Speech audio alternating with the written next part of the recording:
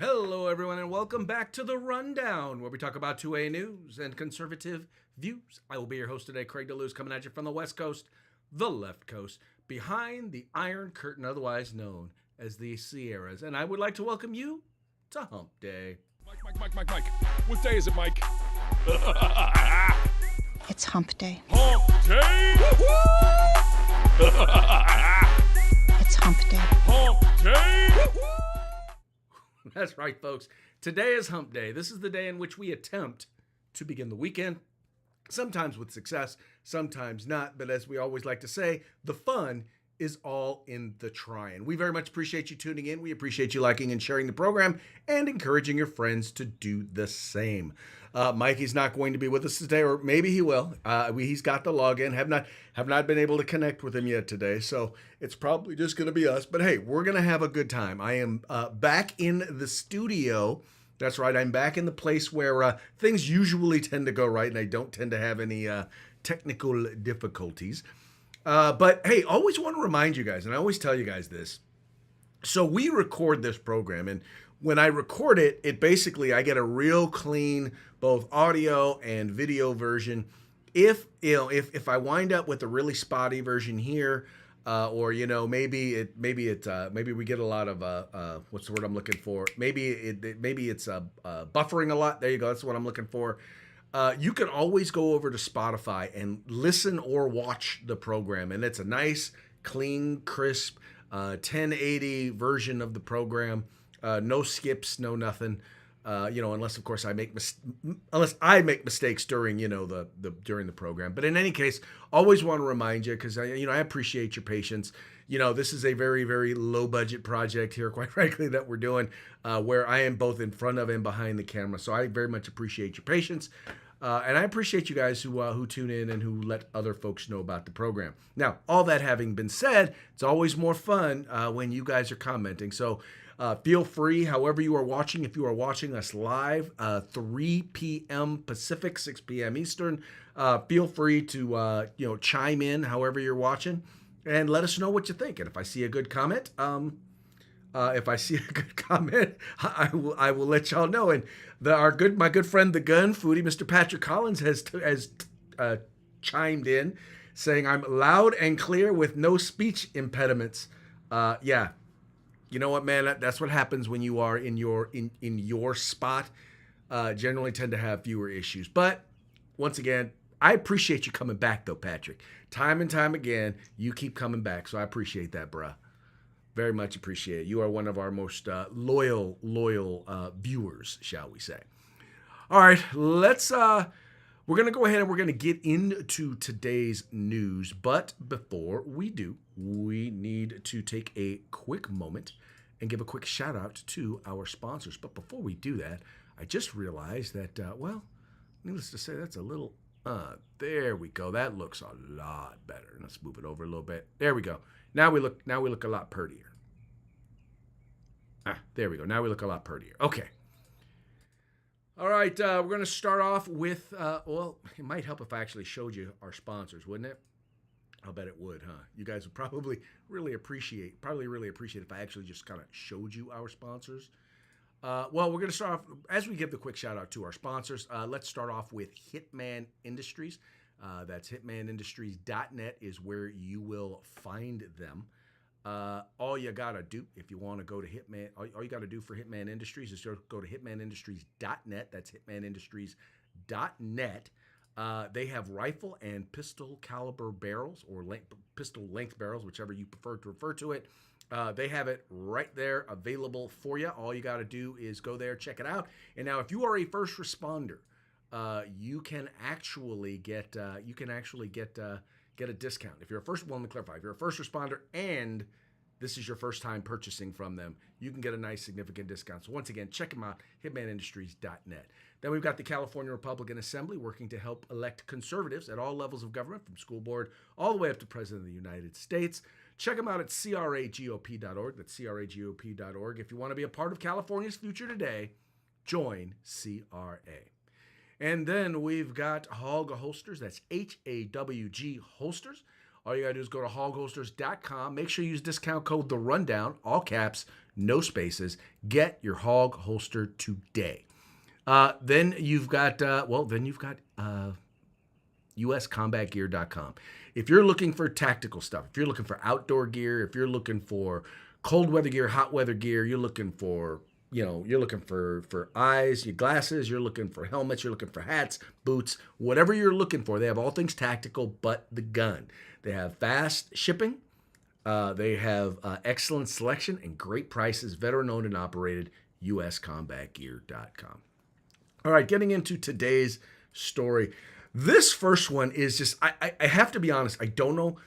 I am so confused about how I feel about this one because, I'll be the first to tell you that I'm a believer that the right to keep and bear arms is an unalienable right, meaning it belongs to all of us.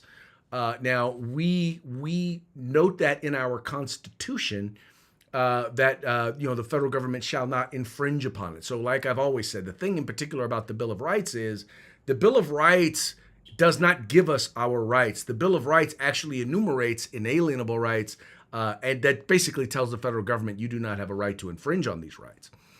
Well, one such story that we're dealing with has to do with undocumented immigrants, or basically illegal aliens. And in this story, come to find out that, a judge has ruled that they have a right to own guns or to carry guns. Let me look at this real quick. A judge this month dropped gun charges against an illegal immigrant in Illinois, sparking further debate about the rights associated about the rights associated with the Second Amendment. U.S. District Court Judge Sharon Coleman of the Northern District of Illinois referenced lower court rulings in dismissing firearm possession charges against Herberto Carbajal Flores, who is illegally or unlawfully in the United States when he possessed a handgun in the Little Village neighborhood of Chicago in June 1st of 2020. The court finds that Carbajal Flores' criminal record containing no improper use of a weapon, as well as nonviolent circumstances of his arrest, do not support a finding that he possesses a risk to public safety such that he cannot be trusted to use a weapon responsibly and should be deprived of his Second Amendment right to bear arms in self-defense. Coleman, who was appointed under President Barack Obama, wrote in her 8-page ruling filed March 8th. Carbajal Flores was charged under Title 18 of the U.S. Criminal Code, which legally disallows undocumented individuals to possess firearms and ammunition, quote, or to receive any firearm or ammunition which has been shipped or transported interstate or for foreign commerce, end quote. The defendant, who contended the firearm was possessed for self-defense and protection of property, quote, during a time of documented civil unrest, end quote, in the spring of 2020, has never been convicted of a felony, a violent crime, or a crime involving the use of a weapon. There are a myriad of protests across the nation that spring, following the May 25 killing of George Floyd by Minneapolis police officer Derek Chauvin, who was later, you mean the drug overdose that Derek Chauvin probably should have helped him overcome, deal with, got medical attention or something, but they say he killed him, but okay. Who was sentenced to 21 years in prison. Carbajal Flores has consistently adhered to and fulfilled all stipulated conditions of his release, the ruling says, adding that he is gainfully employed and has no arrests or outstanding warrants. The court previously denied 2 motions by Carbajal Flores to dismiss the charges. The first time was on April 13th, 2022, and the second was on December 19th, 2022, about 6 months after U.S. Supreme Court voted 6-3 to strike down the 100-year-old New York law requiring that individuals show proper cause to get a license to carry a firearm outside of the home, stemming from the 2022 ruling in New York Rifle and Pistol et al. V. Bruin, Superintendent of New York State Police et al. Now, the question that I have here, and once again, and I don't know enough about the case to know, okay, was he carrying the firearm? Meaning, did he have the firearm in his possession outside of the home? Or did he have possession of the firearm in his home or on his property? I found it interesting that they said he was gainfully employed. Once again, if he is illegally in the country, how is he legally gainfully employed? I don't understand that, because he's not supposed to be able to work if he is an illegal immigrant. I mean, unless he's gotten some kind of waiver status or something like that. I don't understand that. I will say this, like I said, this is one that's got me just a little perplexed, because once again, I do believe that the right to keep and bear arms is inalienable. And when you say inalienable, it means that it belongs to all people, all humans. It is a fundamental human right that is recognized by the Constitution, or basically the fundamental human right is the right to self-defense.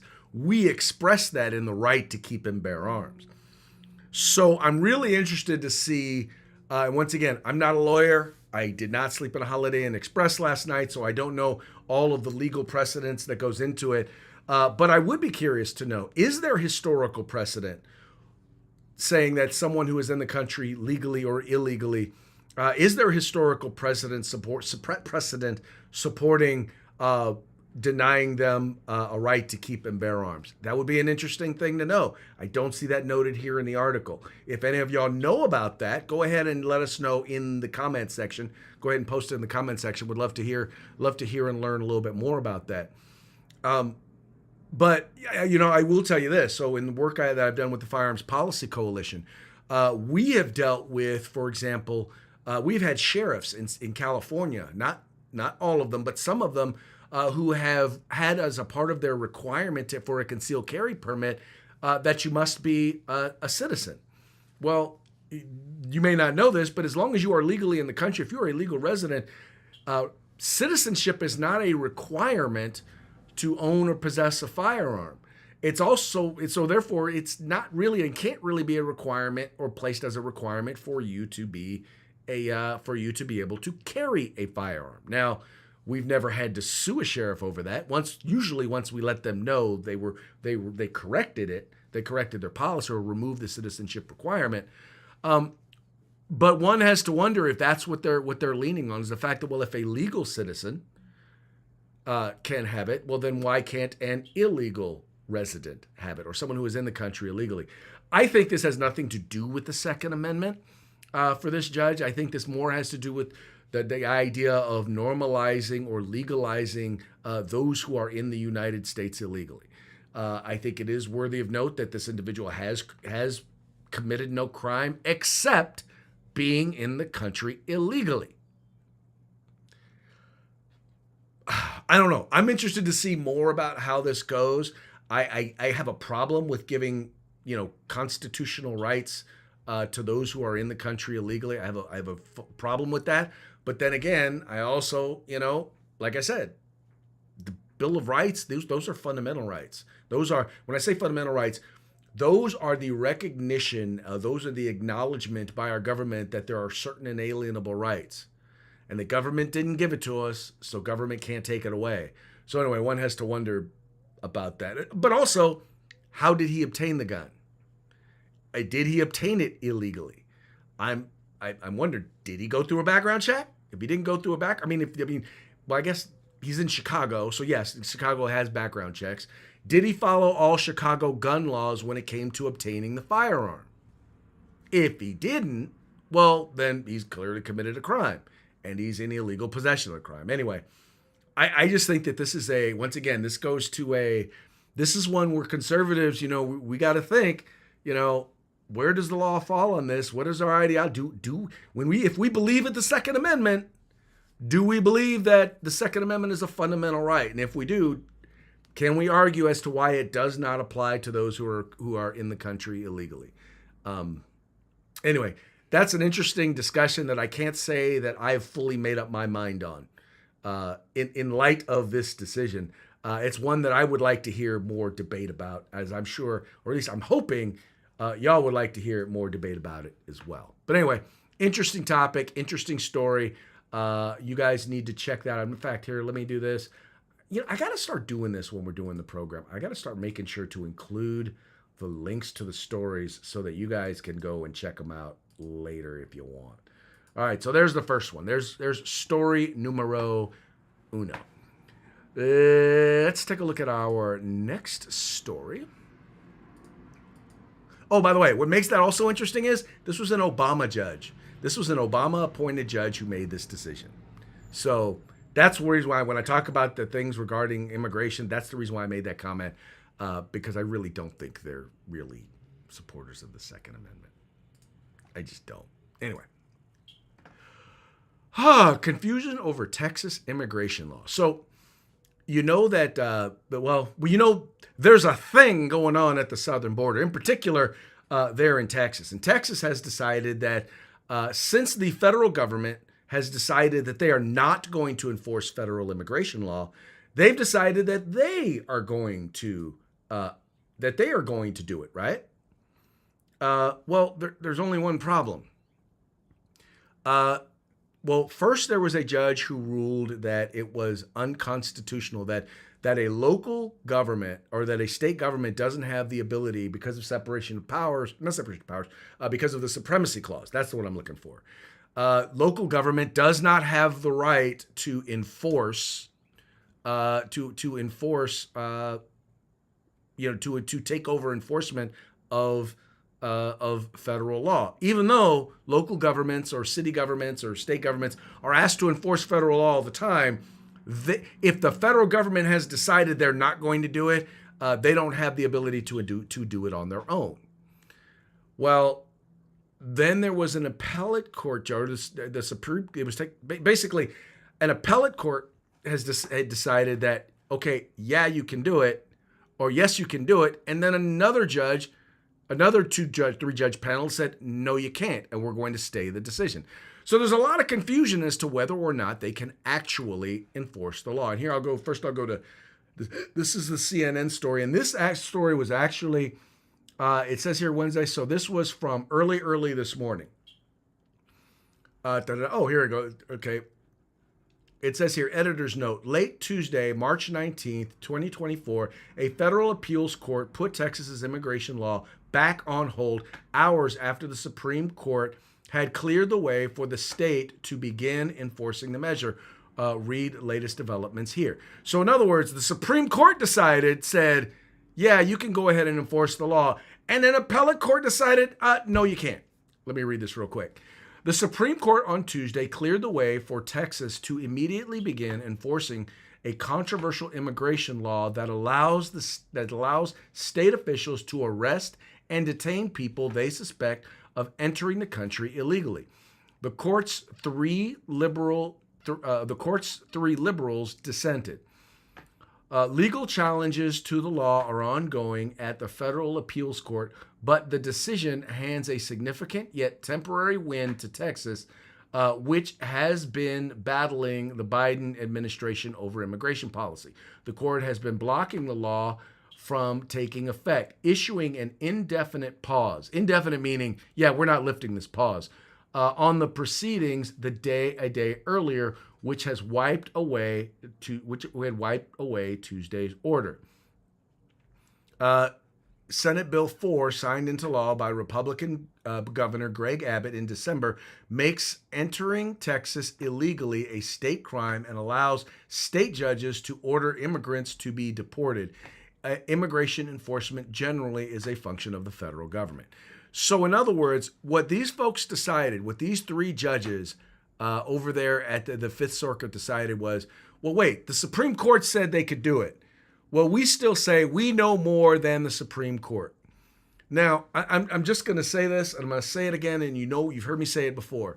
When people decide that they are just going to ignore the Constitution, that they're going to do what they're going to do, and in this case, I would say this three-judge panel, as far as I'm concerned, there needs to be disciplinary action. unless there is somehow they can come up with some sort of reasoning or rationale why this makes sense. Because I got to be honest, to me, it makes absolutely no sense at all. None. There is no reason why they should be able to do this. It makes absolutely no sense. The Supreme Court has spoken. They said there's not a problem with it. They can start enforcing the law. That's kind of it, right? That's kind of where it's supposed to be, right? That's kind of, they're the ones that are paid to make these decisions, right? Well, evidently not. Evidently, there are other folks who seem to think that, yeah, well, you know, I can do what I want. Supreme Court, be damned. I don't care what you have to say. I really don't care. That's their attitude. I'm not getting it.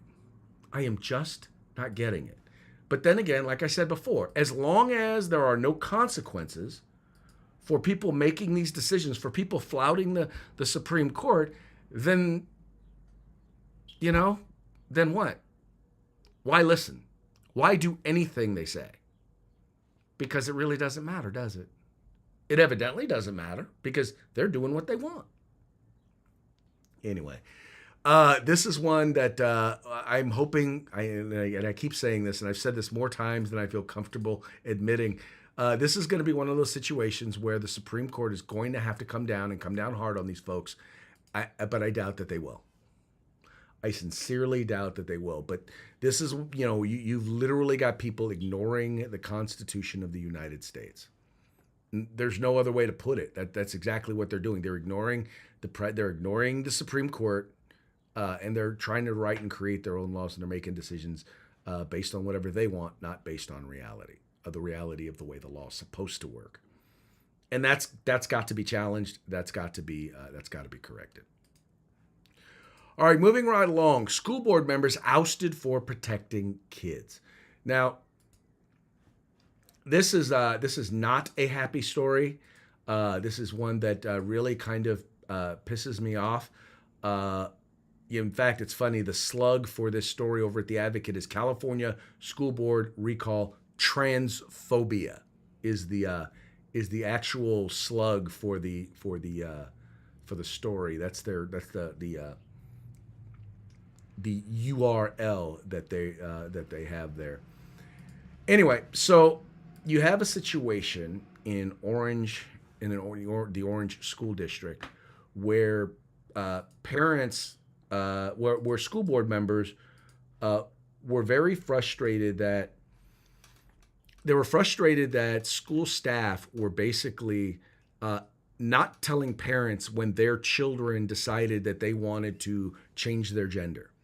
Now, it's important to understand that according to all the studies that they cite, according to the advocates, quote unquote, advocates for transgenderism and transgender kids, these are kids that are at a high risk for suicide or for suicidal ideation. These policies, whether implemented by staff or pushed by the California Department of Education, actually put kids at risk because parents have kids who are at high risk for suicide and they don't even know it. They don't know it because the school is lying to them. And so the school district put in place this policy.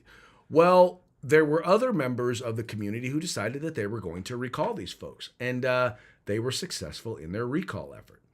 It says here, parents in Southern California have voted to remove 2 conservative school board members after they spearheaded a policy that forcibly outs transgender students to their guardians.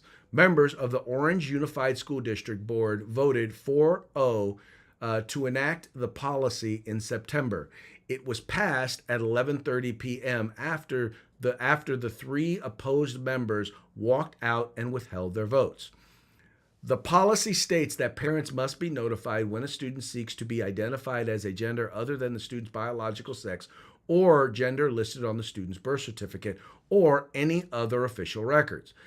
This includes names, nicknames, and pronouns, and applies even if the student hasn't taken action but has discussed the matter with a counselor. Board President Rick Ledesma, said there was a moral obligation to establish a policy, as otherwise students could, quote, be told to keep secret, and because supposedly it comes down from the state. Now Ledesma and another board member who led the effort to enact the policy, Madison Minor, have been removed from their seats in a recall vote. Both lost their elections last week by a margin of approximately 7 percentage points, the Los Angeles Times reports. Now, once again, this is a group that said, we want to protect kids. These are simply parents, these are simply school board members who said they want to protect kids. We realize that they are at high risk for suicide. How is it, what sense does it make if we have kids who are at high risk for suicide that we're not going to tell their parents or guardians? I mean, if they do commit suicide, should the school district then not be held liable? I think they should. I think if you decide that you are going to withhold vital information, in particular, information that is key to the health, mental health, and academic performance of the students, if you're going to choose to withhold that from the people who are legally required, who are legally responsible for those students, I think you should be held liable both criminally and civilly. I think people should be able to sue you. I think that you should be forced an accessory to the crime because you have endangered those kids. And keep in mind, these policies, I'll just say this. They don't want parents to know. This is a clear policy that is about creating a wedge between parents and their children, right? Because the state wants to control your kids. These liberal politicians want to control your kids. They want to indoctrinate them into their neo-Marxist ideology, and this is a cultural Marxism. Whether it's DEI, critical race theory, or in this case, transgender, queer theory, that's their goal. And if you don't believe that is their goal, go and read the books that are upon which these policies are based. Go and read queer theory. Go read about trans theory. It will take. Go read about drag story time, right? Go read the people who are pushing this stuff. Go read what they have written about it. I'm not telling you to listen to me. I'm not telling you to listen to conservatives. I'm telling you to go listen to the experts, the people who are pushing it. And they'll tell you that this is about indoctrinating these children into these philosophies. Getting them to the point where, I mean, let's put it this way. We didn't go from 3% of the overall population believing that they are gay, lesbian, or transgendered, 3% of the population before. Now you've got a generation of kids where 25% identify as LGBTQ? How did that happen in one generation? If you have someone who is, how do you have parents who have multiple kids?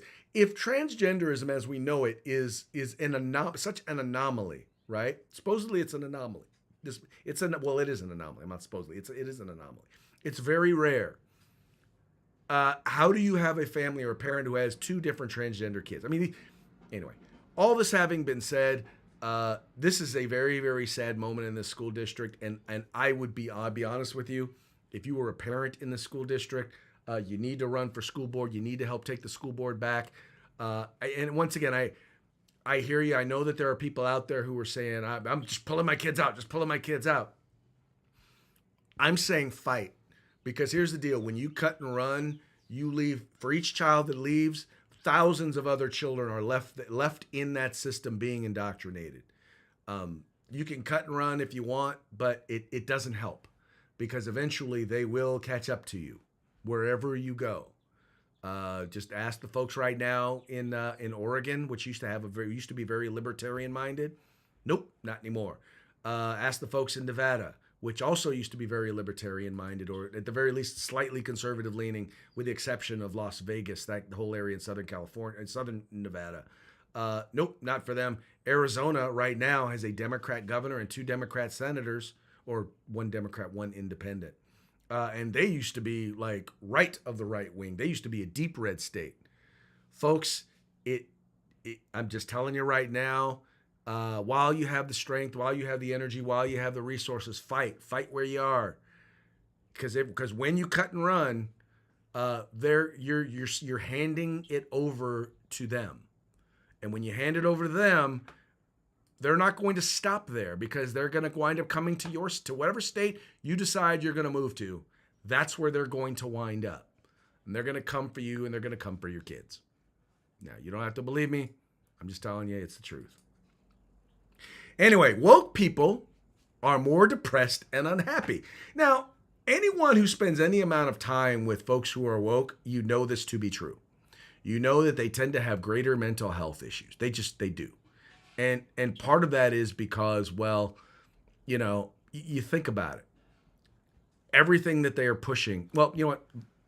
Let me give you my opinion on the backside. Let's go ahead and read a little bit of the article, which is over at the New York Post. Okay, let's see here.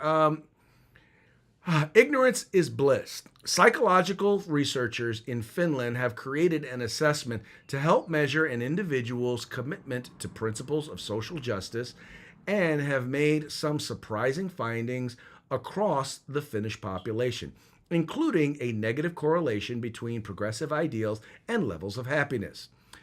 Their findings, published in the Scandinavian Journal of Psychology, suggest other Western nations may see similar patterns among their socially conscious citizens. Study author Askari Littinen, okay, a senior researcher at the Invest Research Flagship Center at the University of Turku, remarked that the woke discourse has since worked its way into Finnish discourse.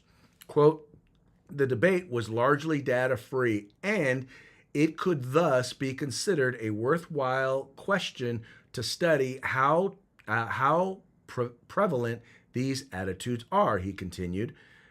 No reliable and valid instrument existed prior to the study to assess the extent and prevalence of these attitudes in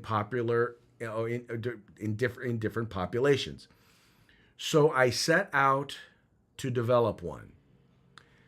Their research trajectory included extensive reading on intersectional feminism, critical race theory, queer theory, and other relevant academic disciplines that inform critical social justice, SciPost reports. The pilot survey included 851 adult participants, most of whom were associated with the University of Turku. After refining the initial scale, the study was expanded to a more representative national sample of 5,000 participants, distributed via Helsingin Sanomat, Finland's larger newspaper. In the end, their final critical social justice attitude scale identified 7 truisms of woke people. Let's go through the 7 truisms. 1, if white people have an average or higher level of income than black people, it's because of racism. Number 2, university reading lists should include fewer white or European authors. Number 3, microaggressions should be challenged often and actively. Number 4, trans women who compete with women in sports are not helping women's rights. We don't need number 8. Number 8. Anyway, let me just go to the next one. We don't need to talk more about color of people's skin. A white person cannot understand how a black person feels equally well as another black person. And the final one, a member of a privileged group can adopt features or cultural elements of a less privileged group. Once again, reverse scored. Anyway, but what this study figured out was, and what it kind of came away with, was the fact that these folks are, well, let's just say they tend to be unhappy people. Now, I want you to think about the people that you know who are liberals. They do tend to be angry people, don't they? People who tend to be, quote unquote, progressive, right? Especially, and here's the thing, here's how you know that's true. When you challenge their positions based on logic and fact, they respond emotionally, right? They don't respond with logic. They don't respond with fact, unless they are, now, if they happen to be, an experienced proponent, what they do is they come back and they say, well, logic and critical thinking is really part of white privilege. It's part of whiteness. It's a symptom of whiteness. So therefore, we can't look at logic and critical thinking because, that's just too white. That's a vestige of whiteness, right? We have to deal with people's lived experience. And the only people, and by the way, if you happen to be white, your lived experience really doesn't count in their eyes. They don't tell, they literally tell you that your lived experience means less than someone else's lived experience. Anyway, it's a bunch of hooey. They do tend, once again, they tend to be very, very negative people.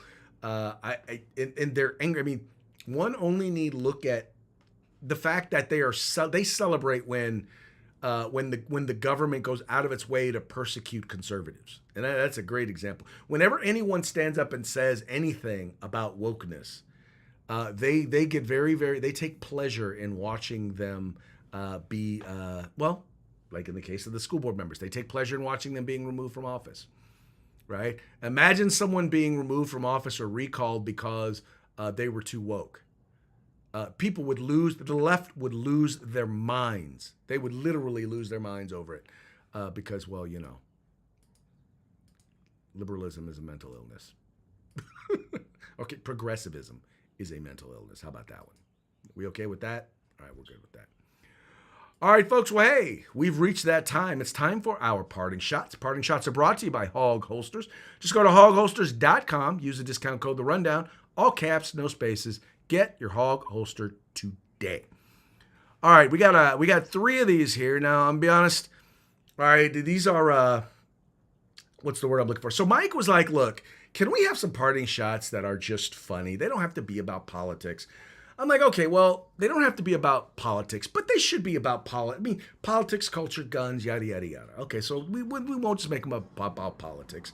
But these 3 videos, these are all three are reels that I thought were hilarious and really kind of speak to the conversation, at least the first 2, talk about the conversation about race in these United States. So here, check out the first one.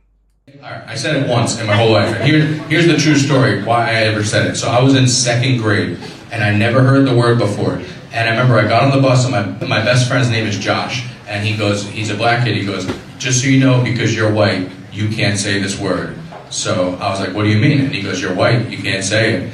And I heard that, and what I thought he meant was, because I'm white, I can't pronounce that word. So I said that shit, And the bus driver heard it, and she pulled the bus over, and she's like, "What did you just say?" And I said it again. And the next thing I know, I'm in the principal's office, and she's like, "You're white, you can't say that word." I'm like, why does no one believe in me? He's like, why does no one believe in me? But by the way, just so you know, I'm not a fan of anybody saying that word. I think that is a word. I happen to believe words have meaning, and I don't care if you're white or you're black. You shouldn't be using the word. Period. Anyway, that's just my perspective. Okay, here's another one. Here we go. Here's another one. You'll love this one. Kind of along the same lines, but you'll love this. Interesting conversation about the dichotomy of race and the conversation about race in these United States. Sides have opinions about race. We've known that from the beginning, right? I have a lot of friends from a lot of different places. Sometimes I'll go to a party and I'll be like, "Oh yeah, man, there were Asian dudes there, black dudes there, white dudes there." And then people on the left will go, how come black people weren't first on that list? And people on the right will go, how come white people weren't first on that list?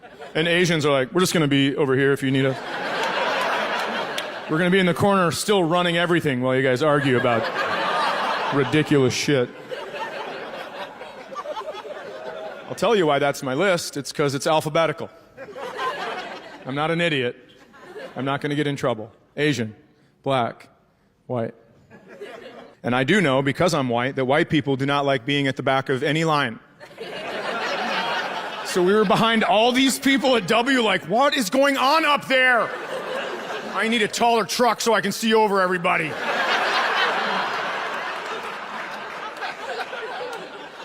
I can't even see what's going on in the middle. You know what? Grab your shit. We're Caucasian now. And we walked all the way. We walked from W all the way past everybody, just like, what's up, dude? All the way to C. And then black people saw us coming. They were like, we're African American now. And they moved over one. They moved one over. We need one buffer, one letter buffer.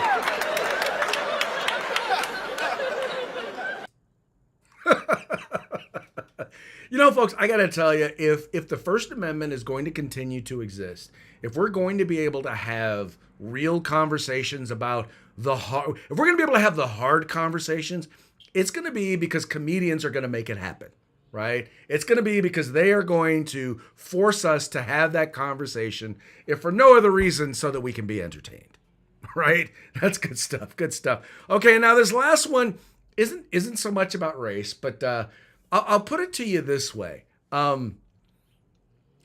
If you are a guy and have had the experience of a what's the word I'm looking for?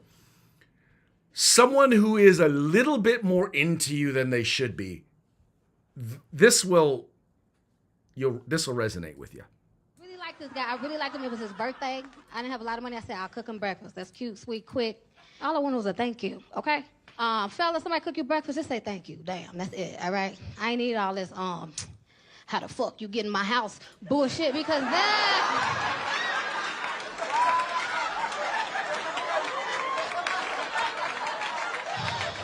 don't even matter, sir. Don't matter how I got in here, okay? What matters is we are together, okay? All right. Y'all know that was funny. You know that was funny. All right, folks. Hey, before we do the shout out to our sponsors, look, I see we got a nice little audience over there watching us at Rumble. Do me a favor, if you're watching us on Rumble, click the follow button. That way you'll get alerted whenever we go live. All right. So do me a favor, go ahead, follow us over there on Rumble or however you are watching. Please make sure like, share, subscribe, and encourage your friends to do the same. All right, let's give that quick shout out to our sponsors. We'll start off with Hitman Industries. Just go to hitmanindustries.net, get your rifle and pistol length barrels today. Then we've got the California Republican Assembly. If you want to be a part of California's future today, join CRA. Then we've got Hog Holsters, HAWG Holsters, helping Americans wear guns. Go to hogholsters.com. Then you've got uscombatgear.com. All things tactical except the gun. Once again, uscombatgear.com. And with that, we're going to go ahead and call it a day. We very much appreciate you tuning in. We appreciate you liking and sharing the program and encouraging your friends to do the same. We will be back tomorrow on Throat Punch Thursday. Don't miss out. Encourage your friends. Invite them to come on out. We'll holler at you later.